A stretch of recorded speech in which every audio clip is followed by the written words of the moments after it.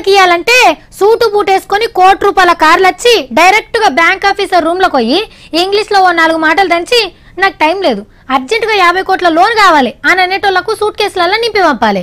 కిస్తీలు కట్టకుండా ఏమనద్దు, బుద్ధుంటే కడతారు లేకుంటే లేదు. నోటీసులు పంపుడు ఈయన కడతలేడు అని అందరికి చెప్పుడు ఉండొద్దు. అవసరమైతే వసూలు కాని పద్దుల కింద రాయాలి. వాళ్ళు బయట దేశాలలో ఎంజాయ్ చేయాలి.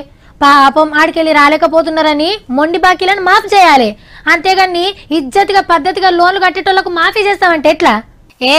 రైతు రుణాలు మాఫీ చేసుడు మంచి పద్ధతి కాదు, సర్కార్లకే తక్లీఫ్ అవుతుంది. నేను చెప్పాల్సింది చెప్పినా, ఇక మీ ఇష్టం అని అంటున్నాడు ఆర్బీఐ కొత్త గవర్నర్ శక్తికాంత సార్. నోట్లు రద్దు చేసినప్పుడు మొత్తం వ్యవహారాలు చూసింది కూడా ఈసారే. అయితే ఈ నడుమ దేశమంతా రైతు రుణాల మాఫీ గురించి జోరుగా చర్చలు నడుస్తున్నాయి కదా. మొన్నటి ఎన్నికలలో పవర్లకు వచ్చిన సీఎంలు ఫస్ట్ సంతకం వ్యవసాయం లోన్ల రద్దు మీదే పెట్టిర్రు. ఇంకా కొన్ని రాష్ట్రాలలో కూడా ఇదే లైన్లో నడిచే కోపు కొడుతున్న టైంలో నోట్ల నచ్చు పోసే ఆర్బీఐ పెద్దసారు గీ ముచ్చట ఎలా పెట్టిండు.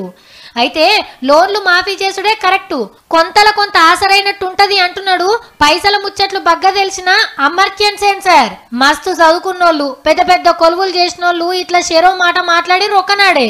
మేధావులు ఏమన్నది పక్కకు పెడితే రైతులు మాత్రం వ్యవసాయానికి ఆసరైనోళ్ళనే ఆదరిస్తుర్రు, పట్టించుకోనోళ్ళని పక్కకు పెడుతుర్రు.